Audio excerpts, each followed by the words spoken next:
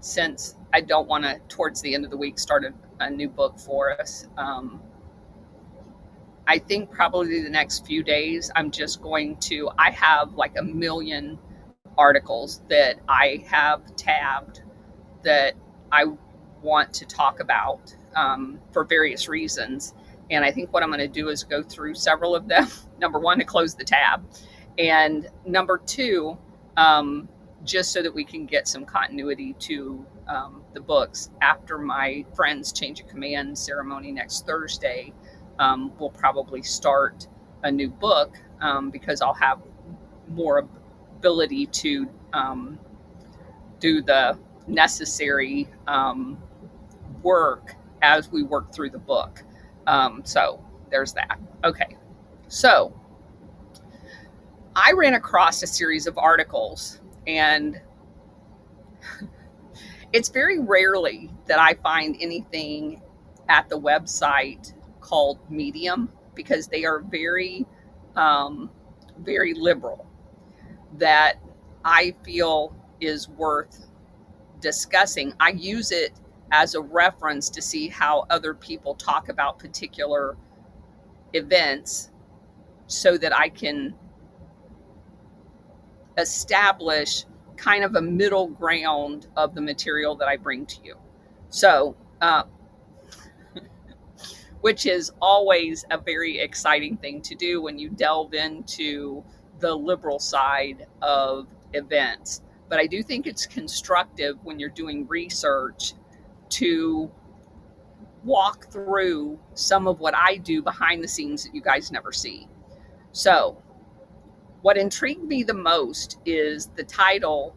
It's a 6-part series called The Big History Behind January 6th, Anti-Communism, Domestic Surveillance, and the Russian Alliance. And obviously, you guys know how all of those things fit into Operation Gladio, for those of you who've been here for a long time. So obviously, he's going to start talking, and it's by the writer. His name is Dave Troy. So I'm just going to walk through this article, and I will talk a little bit about it as we go through it. So he starts off talking about the New York Times dubbed the year 1975 the year of intelligence, as Congress pursued a series of investigations in response to widespread allegations of abuse, from COINTEL to revelations about the U.S. Army intelligence to concerns about covert CIA assassinations. There was a growing sense that the intelligence community, specifically the FBI, CIA, military intelligence, along with other agencies, had gone rogue. Congress demanded answers.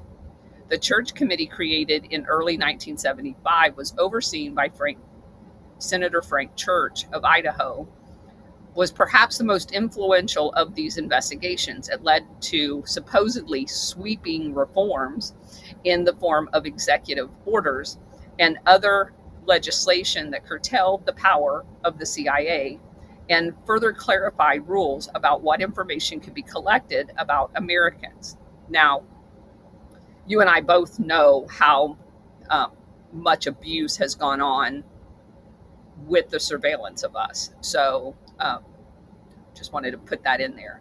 At the time, Major General John Singleb, who went by Jack, was U.S. Chief of Staff in South Korea, overseeing American troops stationed there.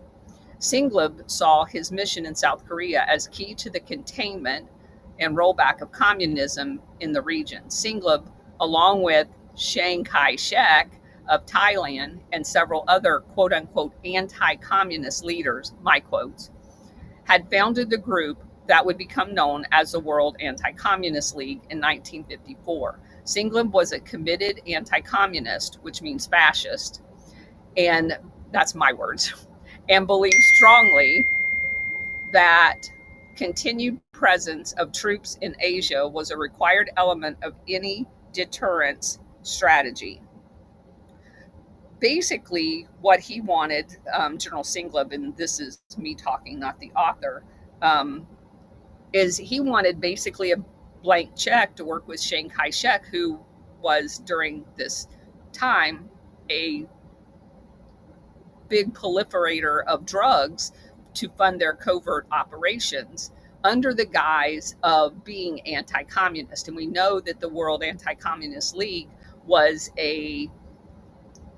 attached to NATO in the implementation of stay-behind units and these covert operations being ran out of the CIA, of which General Singleb was a big part of it. And that pains me to say that, but he absolutely was. He worked hand in hand with the CIA on all of these covert operations, especially in the Philippines. In early 1977, fulfilling a campaign promise he had made as early as 1975, President Carter announced that he would seek the removal of troops out of Korean Peninsula. In response, Singleb told the Washington Post, the go-to rag for the CIA, that Carter's plan was a mistake and would lead to war. Carter promptly fired Singleb for undermining his authority, and he should have done that. And the reason why that's important is we just saw someone that was in the Pentagon removed for basically on his social media while on active duty, basically doing something very similar. You cannot do that in uniform. I don't care who you are, and I don't care who you're supporting. You cannot do that. Everybody on active duty that's an officer knows while you're on active duty, if you are given an order and it's a legal order, you must do it. Your choice is to resign and then say whatever the hell you want. You don't have free speech while you're on active duty. You just don't. It was the first time a general had been fired by a president since MacArthur, who basically had done the exact same thing. Singleb cultivated this injustice as a badge of honor. Larry McDonald was elected to Congress, and we just did a whole show on Larry McDonald and the downing of his aircraft on the Alpha Warrior show.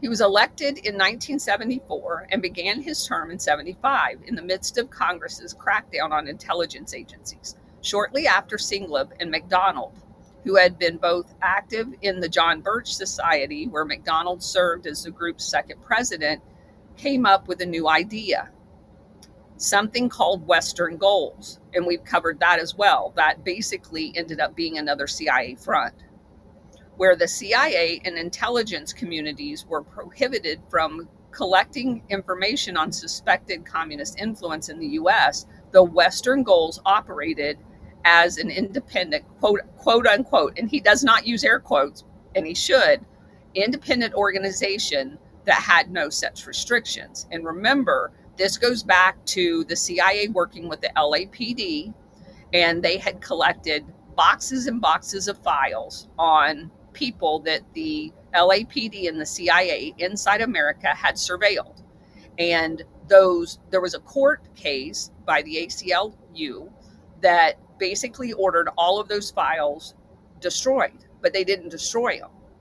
They brought them to the house and of a private citizen that was in this group and began inputting them all into a computer system to computerize them so that they could then destroy them, but have them in a computer system. Western Goals was squarely focused on the threat posed by communist infiltration within the US, whether that threat was real or not. Ray Cohn, the infamous McCarthy-era character who would later serve as a mentor to Donald Trump, was on the Western Goals board and was Larry McDonald's first cousin, Larry McDonald's first cousin, General George Patton III. We covered all of that in the Alpha Warrior show. They took records from the Los Angeles Police Department and many other sources and transcribed them into a $100,000 computer system where they could be indexed and accessed later. Western Goals was a full-fledged Stasi-like intelligence agency spying on average Americans with the express goal of fighting perceived socialist communist boogeymen. When Ronald Reagan was elected in 1980, there was a rush to secure the fruits of power and to enact legislation that would advance the administration's agenda. A variety of conservative leaders, including Singleb, MacDonald, Phyllis Schlafly, who had earned fame for fighting the proposed Equal Rights Amendment, and others formed a Council for National Policy to serve as a counter to the successful left-leaning organization, the Council on Foreign Policy. The group aimed to operationalize their networks for tangible, immediate gains. In a strange and twist of fate, Larry McDonald was killed along with 268 others on Korean Flight 007 when it was shot down by the Soviet Union when it strayed into their airspace. This left Singleb substantially in control of Western goals. He began to use it to continue his cause, fighting communism. With the passage of the 1982 Bolin Amendment, the U.S. government was explicitly prohibited from assisting anti-communist Contras in Nicaragua. Singleb took matters into his own hands. Now remember, the quote-unquote anti-communist Contras were basically fascists that were trained and supplied by the CIA to fight against the legitimate Nicaraguan government after they had deposed the sitting dictator that had been in bed with the CIA for decades. At the meeting of the Council for National Policy, CNP, in 1984, and at a 1985 Dallas meeting of Singleb's U.S. Council for World Freedom, which was the U.S. chapter of the World Anti-Communist League, which Singleb also was in charge of, he solicited funds from private donors, Joseph Coor, as in Coors Beer, and Arist Ellen Garwood to fund the Contras. They were happy to oblige. Western Goals was used as a conduit for those funds. So in other words, this is an off-books CIA operation, both Western Goals and the World Anti-Communist League. Singleb would eventually be called to testify before Congress to explain his role in the Iran-Contra affair, which was orchestrated by CNP bigwig and later NRA President Lieutenant Colonel Oliver North. Speaking of Ollie North, on orders from the executive branch, Iran-Contra was the biggest scandal of the Reagan presidency. A messy, complicated affair, it threatened to ruin his legacy and those of several others, including Robert McFarlane, Reagan's national security advisor, who attempted suicide 3 hours before he had to testify. And remember, the national security advisor in the National Security Council for the president is where all of these operations are ran out of.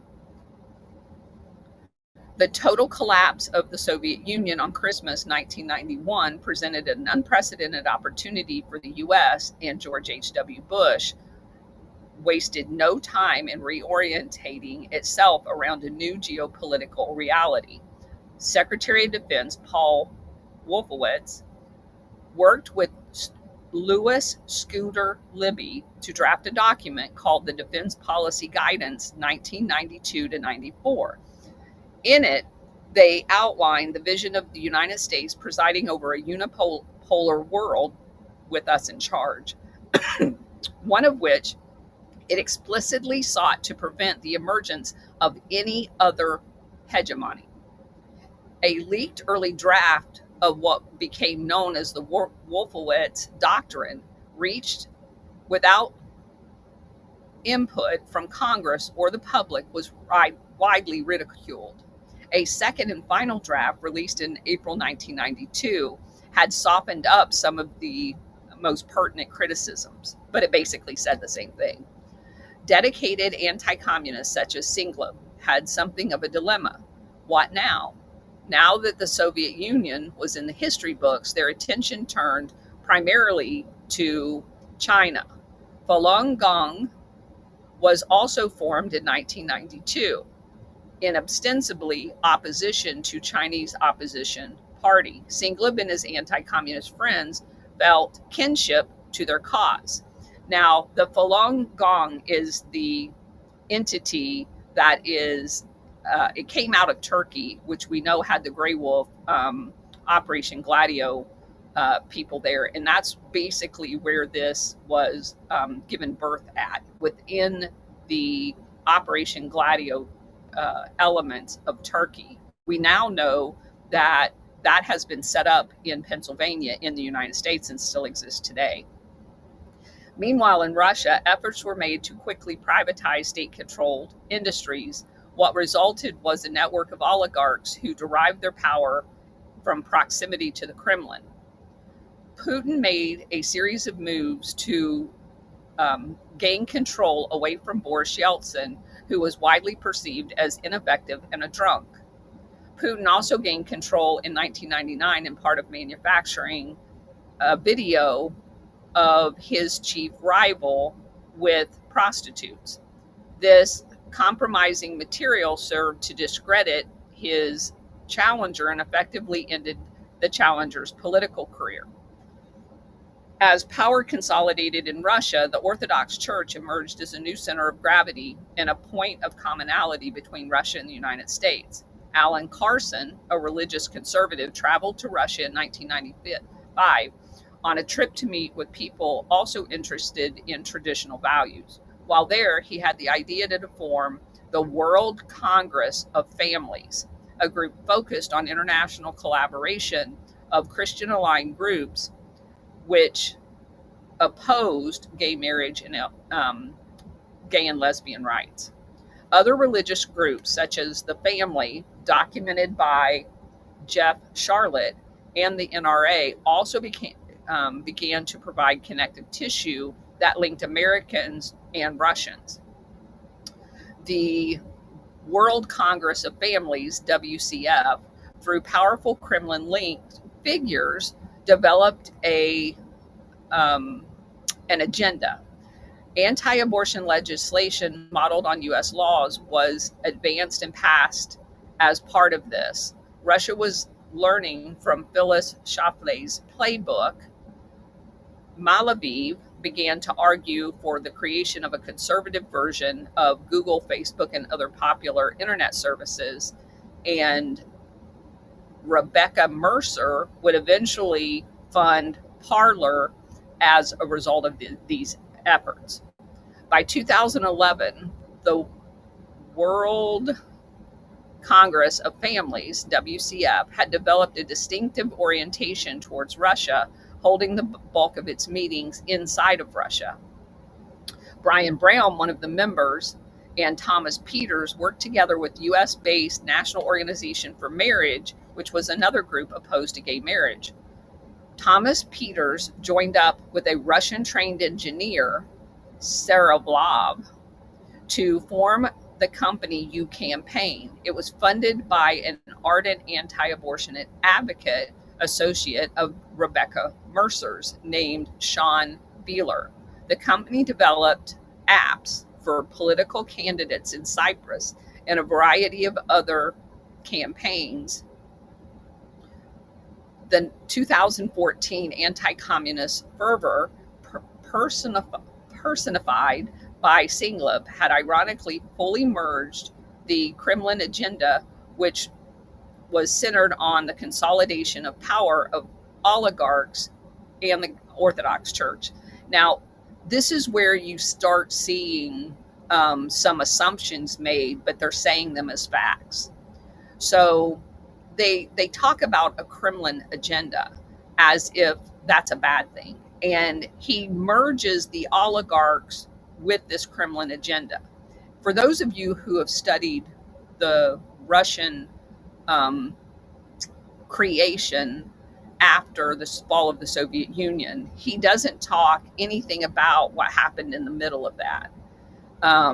What happened in the middle of that was that there was this rush of Western oligarchs into Russia in order to buy up a lot of the privatization that was going on.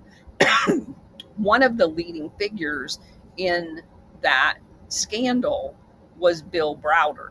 He was working with Magnitsky inside of Russia, and his private equity fund, the Hermitage Fund, I believe is what it was called, was funded by Safra, Safra. He was a billionaire that hung out like in Switzerland. And they were caught doing shenanigans in some of the auctioning off, the privatization of businesses. And Magnitsky was viewed as a traitor and was shot. He was killed. Bill Browder was basically thrown out of the country for trying to buy up while posing as a Russian front organization by using Magnitsky for the West.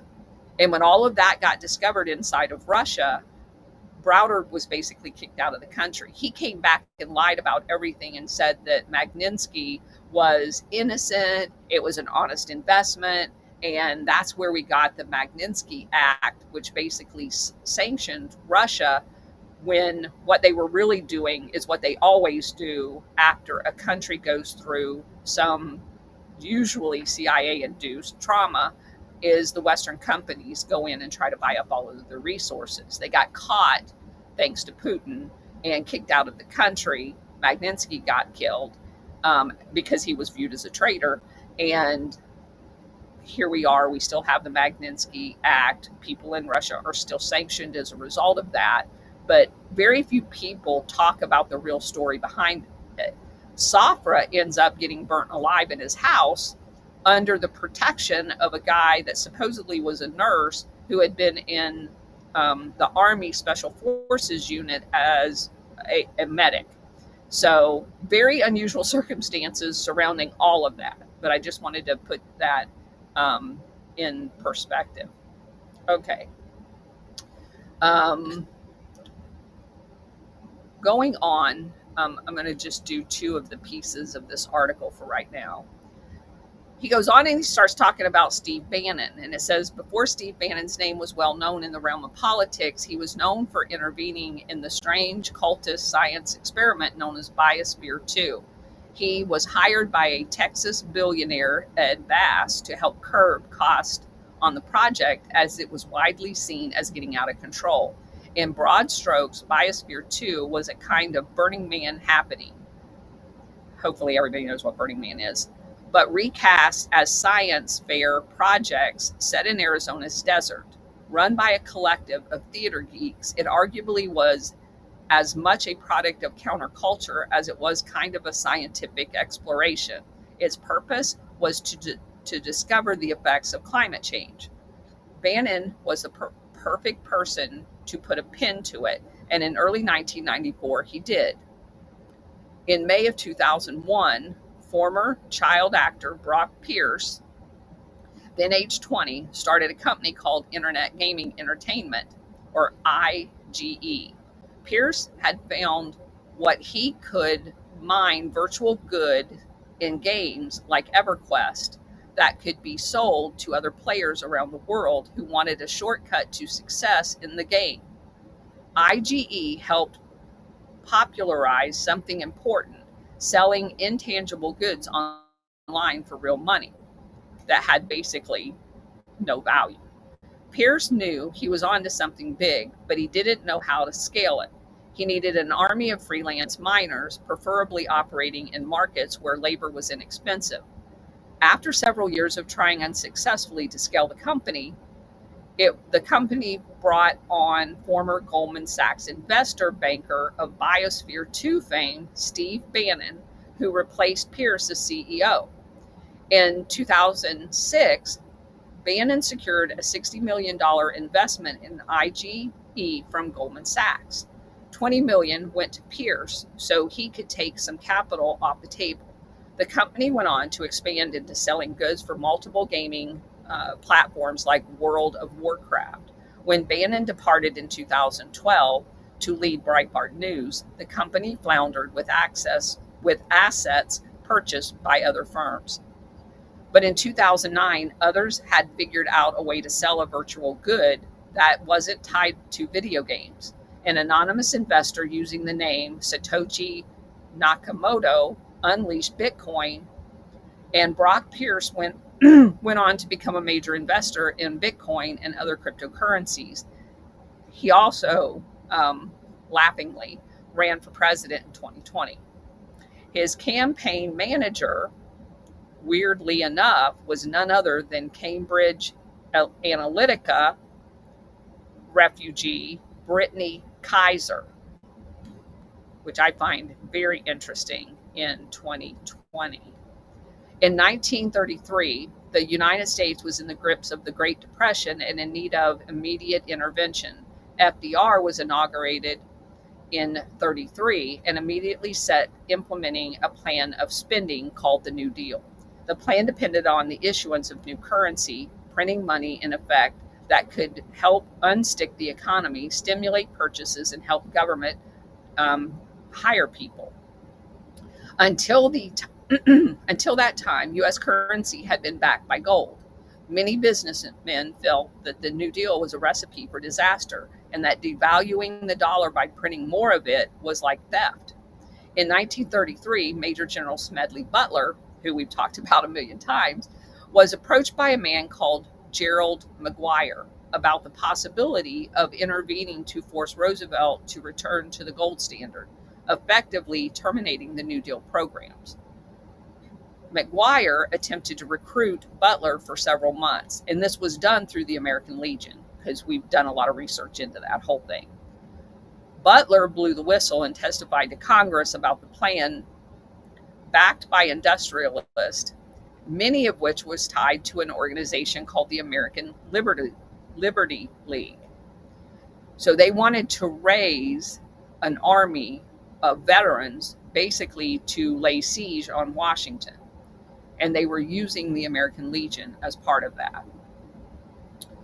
So there's some different opinions on what the end state of that.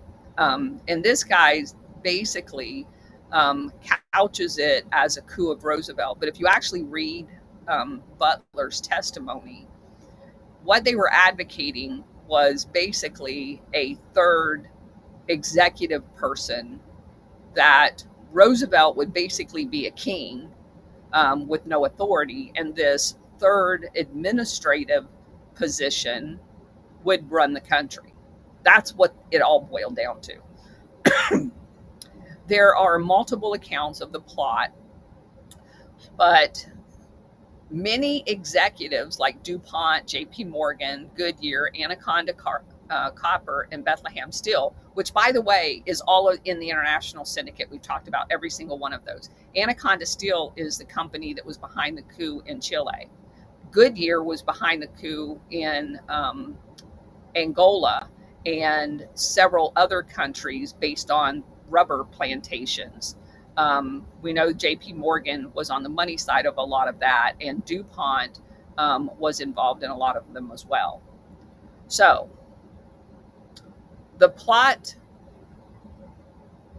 was also allegedly supported by J. Howard Pugh, PEW, of Sun Oil, a longtime friend and supporter of Robert W. Welch, who would later found the John Birch Society. Butler eventually told McGuire that if you get 500 soldiers advocating anything smelling of fascism, I'm going to get 500 more and kick the hell out of you. And that personifies who Smedley Butler was. Congress concluded that the plot was real, even if not close to being realized. Contemporary newspaper accounts largely give the impression that Butler had manufactured the story, but he had not. In April 5th, 1933, FDR issued Executive Order 6102, which forbade hoarding of gold coin, gold bullion, gold certificates in the U.S. This was foundational to the New Deal because it underpinned the primacy of the U.S. dollar and did not allow for rich individuals to challenge it by keeping their assets primarily in gold. Wealth would need to be kept and transacted primarily in dollars. This was followed in 1934 by the Gold Reserve Act, which returned all gold certificates to the Treasury. In 1970s, Texas oil barons William Herbert and Nelson Bunker Hunt of the Hunt family that currently owns the Kansas City football team were feeling the effects of the energy crisis and runaway inflation. Their cash wealth was being eroded annually and weakening the dollar. So they decided they'd try to corner the market on another precious metal called silver. The Hunts went all in, transferring all of their holdings almost entirely into silver. They were seen by many as crazy. Ultimately, their effort to corner the silver market failed due to a combination of market and regulatory shifts, but their connection to the John Birch Society and its founder, Robert Welch, and then president of the John Birch Society, Georgia Representative Larry McDonald, would lead them to other developments. In 79, after helping Paul Weyrich found the Heritage Foundation in 1973, the Hunt brothers helped to fund Western Goals, which was a private intelligence agency founded by Jack Singleb and Larry McDonald, which was behind the Iran-Contra affairs. So what we're describing here, and hopefully everybody sees this, is everybody that likes to throw all of the chaos and turmoil onto the Democrats. There is a co-equal chaos that is seated on the side of the right, the proverbial right. So it is always two wings of the same bird, always. He closes this part out and says, and in 1981, following the inauguration of Ronald Reagan, they funded the one organization whose membership was most prominent in January 6, 2021, the Council for National Policy.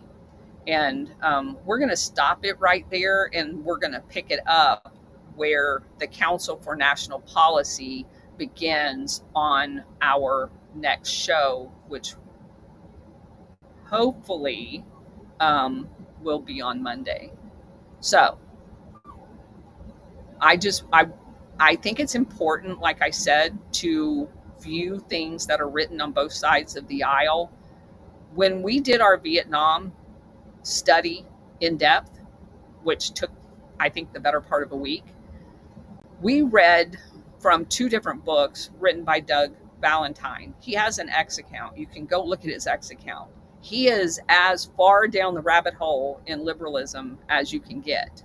But he was given unprecedented access to retired CIA people in Vietnam, ones that had done such atrocious things that they would never return to the US because they fear that they would be indicted for war crimes. They retired in Vietnam. They were living there when he interviewed them. And the material that he gathered, you cannot find anywhere else. His books are littered with salacious comments about GOP people, Trump specifically, in his most recent book. So when you read that, you have to take that piece of it with a grain of salt and pay attention to the details that you won't find anywhere else. Because again, he was given unprecedented access. So I don't read them for their opinions. I read them to gain facts that are not written about anywhere else so that I can then track them down and make sure they're true.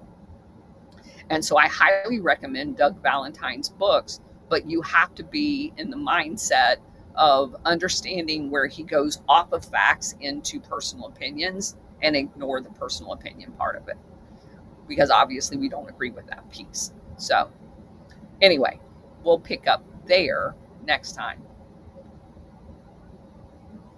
Anybody want to come up, talk about anything? I had named Medley Butler. I'm not gonna lie. It is the best super villain name ever. Just because it's like one of them I can absolutely remember all the time. Correct. Well, and what's interesting about him is while he was on active duty, he was used in several regime overthrows. He can speak firsthand about it. Obviously, he felt at the time the intelligence that he was being provided, he was on the right side of what he was doing. He later learned that basically he was manipulated through the entire time that he was on active duty, and spoke up routinely about the garbage that was going on. So he's indicative of so many people that are in the military that take part in things that they don't have the full story on. Most of us don't learn the full story on them until something is declassified 30 years later, and then you realize what in fact you were doing. And, unfortunately, that's just a fact of life for many of us. Did he ever write any books? Yeah, the one that, what is it? Yeah, The War is a Racket. That's his book. Oh, okay. I gotcha. Yeah. And it's a great book. We will definitely have to do that book at some point. But yeah, he's one of those brown shoe Marines that was just, I mean, he was lethal when he was so good leading men. And, obviously, I'm sure he had the realization at some time later, as some of this stuff started to get declassified, that he'd been used. And I think that's the purpose of him writing that book. So, yeah. One question from over on Rumble was, is the Heritage Foundation in 73 the same Heritage Foundation today? Yes. Yes. They are all tied together. National Review, the Heritage Foundation, they are the equivalent on the GOP side as George Soros is to the Democrats. It is two wings of the same bird. And they like to hide behind these banners of quote unquote anti-communist. The John Birch Society was part of it, all projecting a position of anti-communist. And who isn't an anti-communist? Nobody wants to live under communism. But what they were doing while they were projecting the anti-communist mantra is they were setting up a fascist state inside the United States. They were setting up,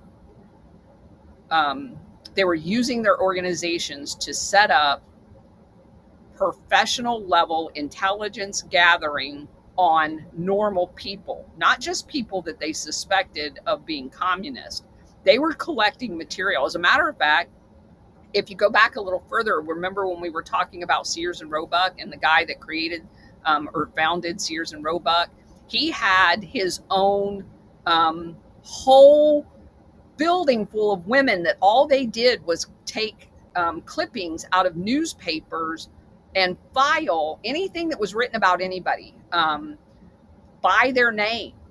They would buy multiple copies of newspapers, and they did nothing all day but take clippings out of newspapers into folders. And he sold that service as an intelligence service on Americans. So if a company wanted to hire somebody, they paid this guy, whatever it was at the time, $10, and he gave them a portfolio summary of everything in their folder.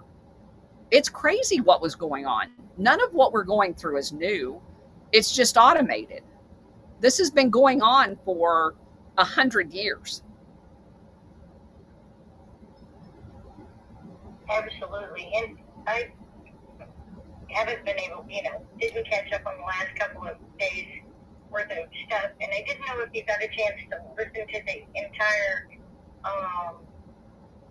Ted Cruz Tucker Carlson battle. I have not listened to the whole thing, only because of the um, number of shows I've done in the last 2 days. It's been the busiest 2 days that we've ever had. Right? It's crazy. See what happens when I leave you alone? I know. And that was the one time Bridget, out of 2.5 years, was not right by my side. Yeah. Right? Yeah. Timing's everything. Oh my God. If you get a chance, one of the biggest and the most amazing things that Tucker did, and this part you will really enjoy, and that is expose the name calling. The anti-communist, anti-Semitic, Russia lover, Putin,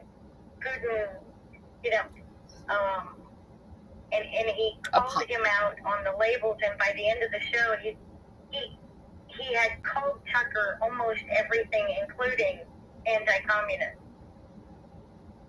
or communist lover, and Tucker just said, I know, I'm a Trump hater, Putin lover, anti-Semitic, anti-communist, and he called him out on it to where he had nothing left. And I thought Ted Cruz's head was going to explode. He got really Ted Cruz in so many. I mean, it was awesome. Ted Cruz walked himself into it and showed what a complete buffoon he is. Well, you could definitely tell that just from the clips that people were playing. It really does kind of show. It's like the emperor has no clothes on. Ted Cruz has passed himself off as being one of the most, patriotic, support our military, conservative, big, after he got his butt kicked, MAGA fan. And he's none of that. None of them are. I kept thinking what Donald Trump used to call it, Lion Ted. Stellar, go ahead. I was going to let Bridget know that I love her. My heart's completely around her. And our dads are dancing in heaven because the awakening is really, truly happening. Your dad knows everything, too. And I can tell. And I'm going to say, Dad, no, I don't believe we really landed on the moon. That was my little inside joke with my dad. But one of the things that I did notice with this interview with Ted Cruz, I don't know if you guys noticed it also, but none of these politicians that are supposed to be representing the people actually know what the hell is really going on. They just vote or agree to pass things based on whoever's paying them their money. And Ted Cruz, in my personal opinion, showed that his allegiance is not to the United States of America, it's to Israel. It's not to the citizens of the people that voted and got him in to represent him or represent us. It was, well, not me, he's in Texas, but Texans, you guys know what I'm trying to say. They pass things based on whoever the funding or wherever the money's coming from. Correct. And he went with his own words. I mean, Tucker truly let him have as much rope as he wanted, to where he hung himself with his own words. You gotta love it. Yeah, but so that's personally what I think Tucker's role in all of this is, putting people like Felix Rodriguez in front of us so people can research on him, put the, whatever that guy's, Sean Ryan, CIA, up for everybody to see.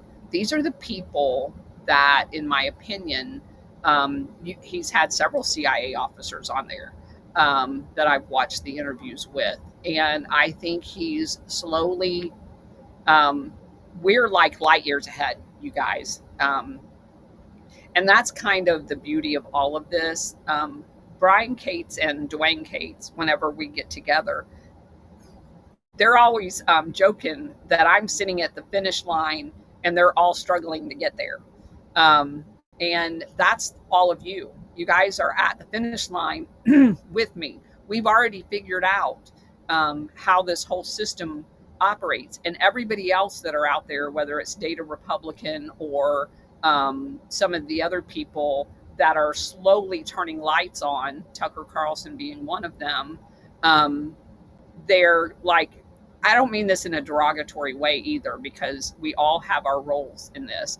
They're like slow leaking the information out in bite sized pieces for everyone to be able to digest, where we've spent hundreds of hours going over material, me thousands of hours, and we're already there.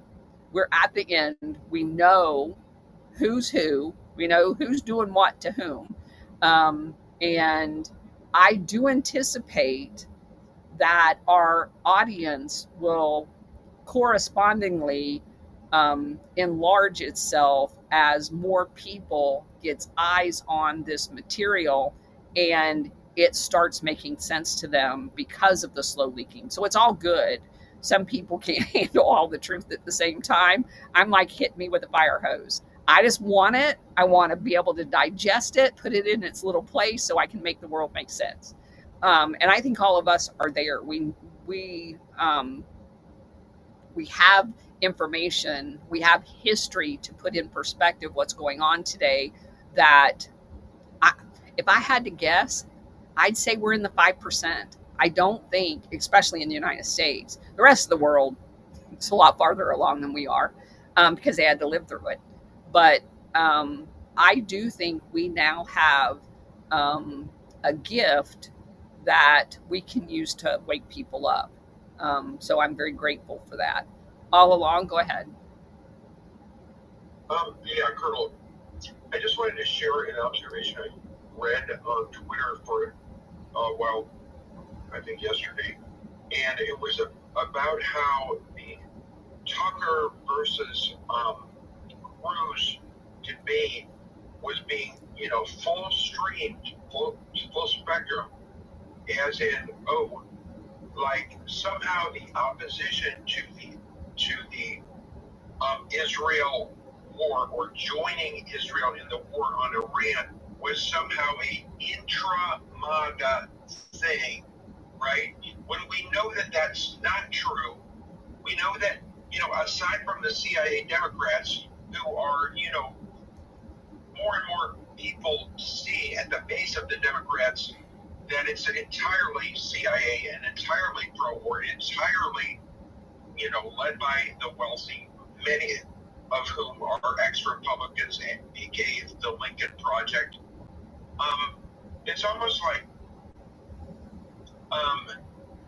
things are described as an intra-MAGA conflict to deflect from the Democrats' entire silence on the Iran-Israel conflict and protect because they're, in my opinion, like the CIA's aircraft carrier, and maybe the GOP is some, minor destroyer protecting the aircraft carrier. But in my estimate, the Democrats are the real PR base of the CIA now, and maybe earlier that was the Republicans. But it's almost like squeeze a balloon over here, and the air's going to go to the other side of the balloon. It affects the entire spectrum, because the intra-MAGA conflict is being disguised, is being used to propagandize as only MAGA people are opposed to the Iraq war, and that is, the propaganda impact is on like know-nothing young Democrats who have been brainwashed by the rich Democrats and CIA media. And so the other thing it's kind of similar to that is I've really noticed how, again, as a caveat, perhaps necessary, perhaps not, is that, I'm opposed to the Israeli genocide project. I see Israel as basically CIA peace, whether that's accurate or inaccurate. It's so noticeable how especially on the controlled left in quotation marks, the Israel, is getting all of the attention, and CIA is getting. It's astounding how little CIA attention is getting, especially as this is now a regional conflict, right? I mean, the CIA is funding, and the U.S. is funding everything Israel shoots at them, it has cross-regional effects from Saudi Arabia to Iraq to Iran, and yet still our leftists are only saying Israel and not the CIA. Who benefits from this? Who benefits? Yeah. So I don't know that I would equate a carrier versus a destroyer, because that bird won't fly. You can't have one big wing and a little wing. The wings to me are equally, they just have different missions. Um, and I think this article that we're going through kind of, obviously, because it's from someone on the proverbial left, they're going to focus on the proverbial right. And that's why I love reading their stuff, because you find out the inner workings, because you're never going to have a right person exposing the right. They just don't. You will have the left doing it. And that's why I love Doug Valentine's books. And then vice versa. You have people that are conservative in nature that always want to criticize the Democrats, but they never look at their own house. And so if you don't read both sides of the aisle material, you are never going to get the full story. And that's why I do that and bring that information to you guys in the preparatory piece of what I bring to you, because I want you to have the whole story. I don't want to live in a stovepipe anymore. And as it was pointed out over on Rumble, the Heritage Foundation is the one that wrote that 2025 plan that caused Donald Trump so much chaos during his election campaign, because that carrier, as all along pointed out, that's on the right has to divide the neocons and the MAGA, because they have to have division in order to effect control. And I was shocked in going back, now that I'm got my Gladio glasses on, and looking at how much strife the Heritage Foundation was behind during the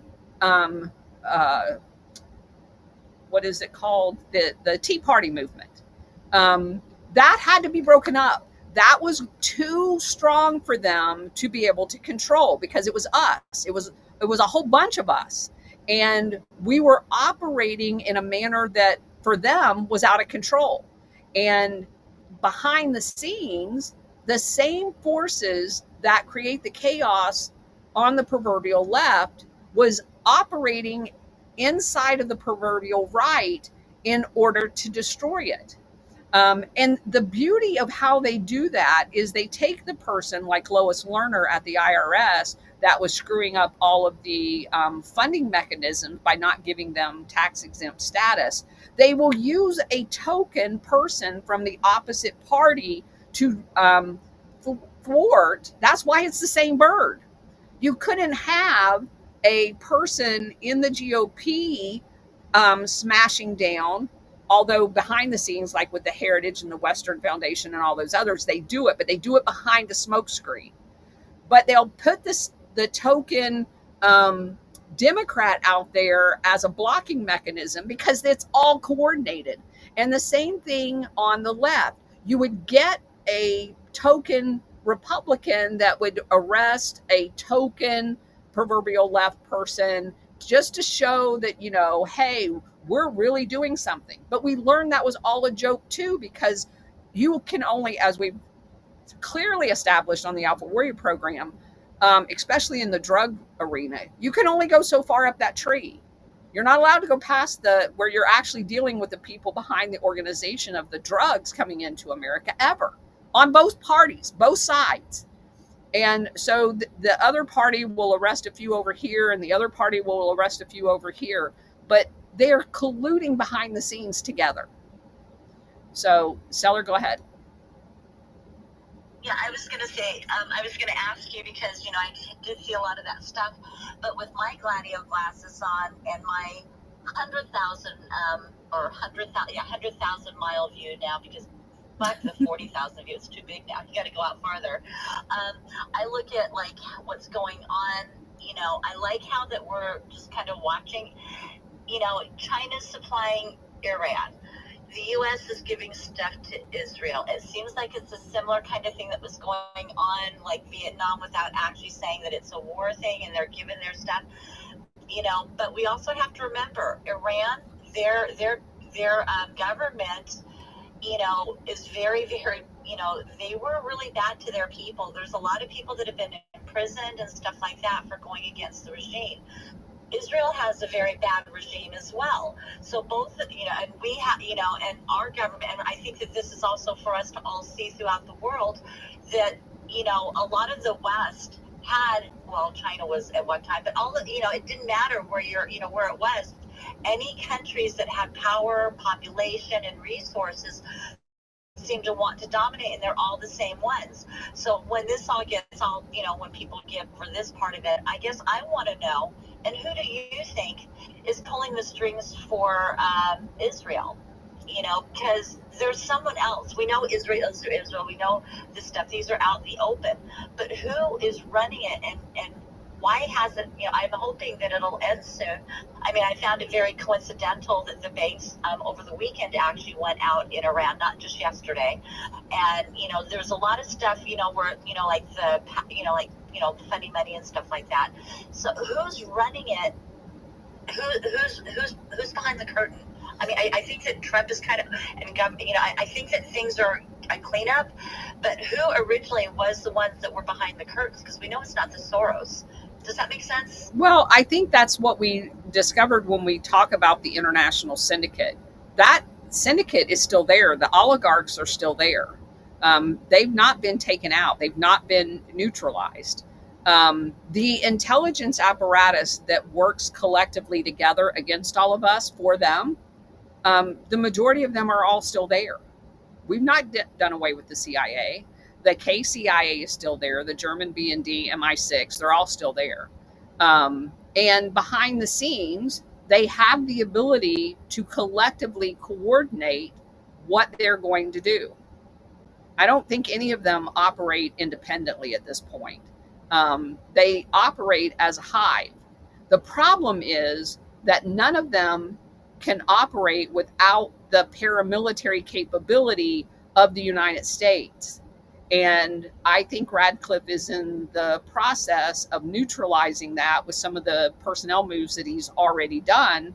And with Trump in charge of our military is not going to be the boots on the ground thugs anymore for them.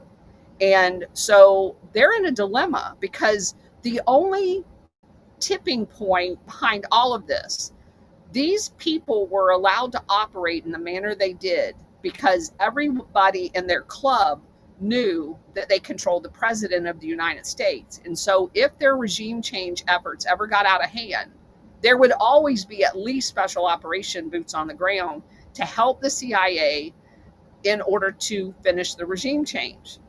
That's gone with Trump as president. There's not going to be any of that. That doesn't mean that at some point, if and we don't have any intelligence of this at all. I made the point last night on the Storm show that every country that Stellar just named has a deep state. They have something that is dysfunctional. We had it here. Every country has had it. And the dismantling of that so that the true power of that country is ran under the executive branch of whatever that is, it needs to happen across the board. And we've seen it happening. We saw it happen in Argentina. Italy's doing it now. El Salvador's doing it.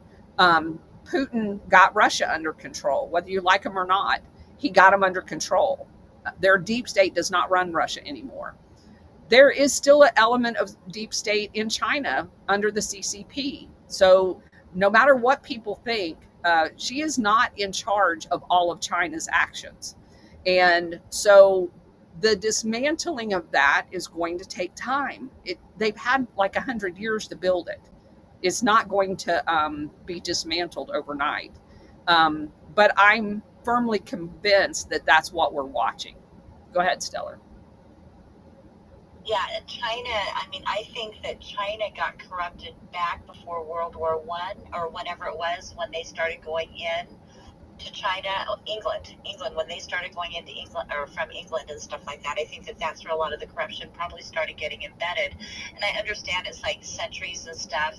And I guess in my mind, I still keep imagining, you know, like these evil parasites are sitting at like a round table or whatever, you know, in the dark, you know, I just, that's how I imagine the smoky it is, filled you know, room. and they're still trying to conspire to destroy us and things. And I do know that it's going to happen, you know, but, you know, and that also brings up like the world, like in Korea, remember I told you about a month or two ago, my mom said Korea is like on fire and huge big protests and all that other stuff. And, you know, they were really concerned, a lot of them, because the islands around, you know, the islands that are around Korea and stuff have been all bought up and inhabited by the very, very, very wealthy Chinese. So it's almost like, you know, they, you know, I guess like King's been cleaning up there, like, you know, Russia cleaned up his stuff. You know, it makes you wonder if like the fleeing cockroaches, parasites have gone to other places and are still trying to. I don't know. I just want them gone. I just, you know, can't we just get like Raid and just spray it all over them and just have them just disappear? Yeah, I wish we could. I don't think that's going to happen. But to your point, Korea has a deep state. They've always had one. Japan has always had one. And it's going to take a lot of effort to be able to fix that. And so we just have to be patient, as impatient as we all are by nature. But I like what I see so far. That's kind of the bottom line. It is all headed in the right direction. Bridget, go ahead. And there's so much that even with this, what's going on in Iran, that what we're seeing in the news or even on Truth and X and all the other platforms, Trump always said he's not going to tell us ahead of time what's going on. We elected him for a reason, put him in office, and we have to trust him because he's not always allowed or in a position while they're dismantling this, because as they go public with what they're dismantling, if they were to, you know, they can't because that tells the bad guys what's going on as well. Correct. So, you know, that's the part of the trust the plan. Those who you put in office and focus on your local. They were talking over on Rumble. Raptor Talon even said there was they said we had a very well-liked Democrat judge in our jurisdiction. He gave a go-ahead to dismantle a statue to Civil War soldiers. He is no longer in office, and the statue is still standing. Now, that's your local action. Yes. Yeah. We trust him to do what he's doing, and now we got to hold our own. Yeah. I also wanted to say there was a huge big win in Nevada on free speech. Judge Hardy, you guys I'll put it in here, but it's something that was really, really good, and just thankful, even though my corrupt state, there is a little bit of shimmer of sunlight coming through. Yeah, because that's their worst fear, is for us to be awake and for us to take the actions that we have within our power to take. That's their worst nightmare. And that's what our goal is to get as many people knowledgeable and to the extent of the corruption, not to overwhelm them, but for them to have the fortitude and the backbone to stand up and demand that it stops. So anyway, all right, if we don't have anything else, I'm going to run. I need to run over to the BX. I am at Barksdale Air Force Base. We will be here until early next week, and then we're going to go to Fort Hood for my friend's change of command ceremony, which I am just tickled to death about. And I'm going to drive around when we go over to the BX area and get some pictures of the B-52s. My husband was so funny last night when we were, because I always do like the navigation. So the night before we get ready to go, I pull up the maps and I show him, all of the stuff, especially when we're going on to a base, so he understands. Because there's protocols on which gate, especially when you've got a big RV like ours that you go into and stuff like that. So I do all of that kind of stuff, the legwork. So we were on Google Earth, and he was like, "Oh my God, look how many B-52s are on there!" And he starts counting all of them, and so, of course, it's a nuclear base because there's B-52s here. So the protocols on base are completely different than a non-nuclear base. And so he's just really excited about driving around. And whenever you are on a nuclear base, they have, even on fighter bases, because they store the armaments, because a lot of times, especially the air intercept missions, you have to take off with missiles. And so you have to safely store those on base. And so they have all of these ginormous fields that you can't see from the sky, even on Google Earth. But when you're driving around the perimeter road of the base, usually on the backside of the base, they'll have all of these. They're like the old Army Quonset huts, but they're buried and they have earth over the top of them. So they just look like ground when you're looking at them from satellites. But if you actually are driving around, they're like 10 feet off the ground with a door. And that's where they store all of the munitions for the aircraft.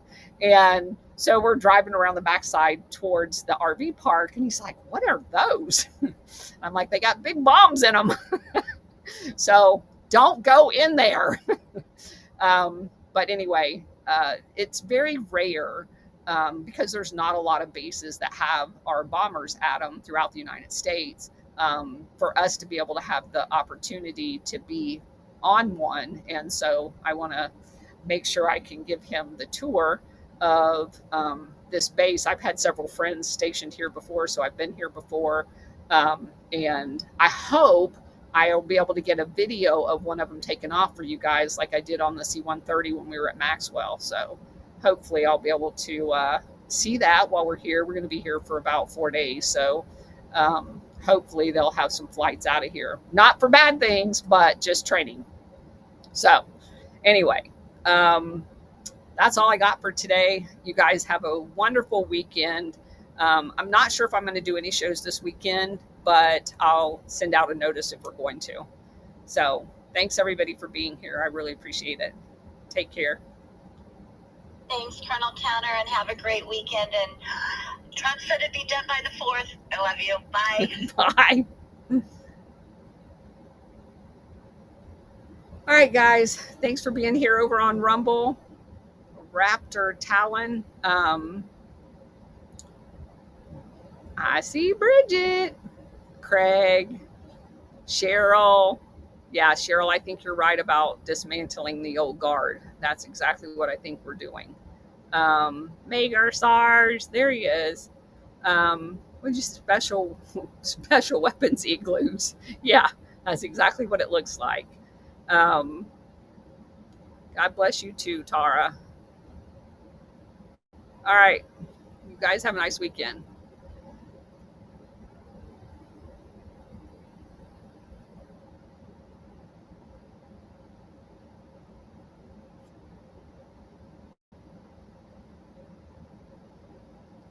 Gosh. Well, maybe we're not going to stop. It won't let me end the live stream.